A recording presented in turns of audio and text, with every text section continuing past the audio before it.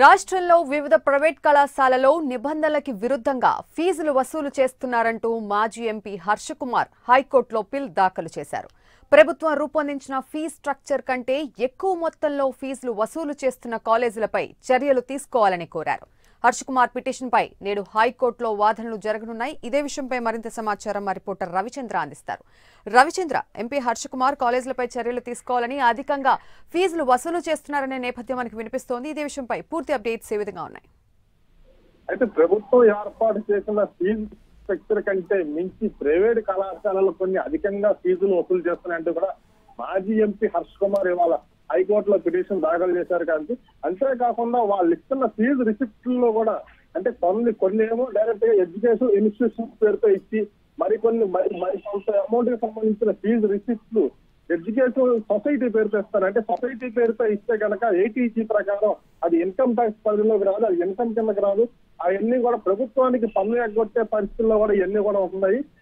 చిన్న అయితే ప్రభుత్వం పెట్టినటువంటి ఫీజు స్ట్రక్చర్ కి అనుగుణంగా లేకుండా చిన్న మధ్యతరగతి కుటుంబాలు ప్రైవేట్ కళాశాలలో చదవాలంటే దానికి సానుకూలంగా అక్కడ ఎటువంటి పరిస్థితులు లేవు.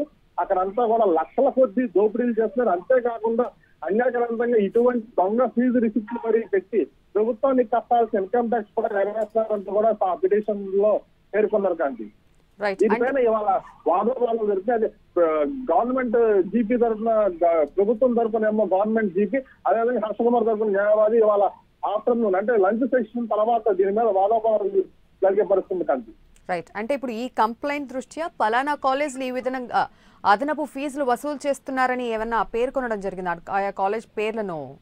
రవిచంద్ర, అంటే ప్రత్యేకంగా వీటిల్లో కొన్ని కాలేజీ పేర్లు అయితే మాత్రం పొందుపరిచారు. ఆ కాలేజీ పేర్లు ఏంటంటే సమాచారం లేదు. ప్రైవేట్ కళాశాల ఓవరాల్ గా చూసుకుంటే 80% ఆఫ్ ది ప్రైవేట్ కళాశాలలు అన్నింటిలోనూ కూడా ఇదే తంతు సాగుతుందంటూ కూడా ఆ పిటిషన్ లో పేర్కొన్నారు. అయితే ఒక ఇంటర్మీడియట్ సామాన్య మధ్యతరగతి కుటుంబంలో చదవాల్సిన ఒక పిల్లోడు ఇంటర్మీడియట్ చదవాలంటే కనుక సుమారు ₹1,00,000 నుంచి ₹1,80,000 వరకు దీంట్లో ఖర్చు పెట్టాల్సిన పరిస్థితి వస్తుంది. యాజ్ పర్ గవర్నమెంట్ రూల్స్ ప్రకారం అంత ఫీజ్ స్ట్రక్చర్ మెయింటైన్ చేయకూడదు.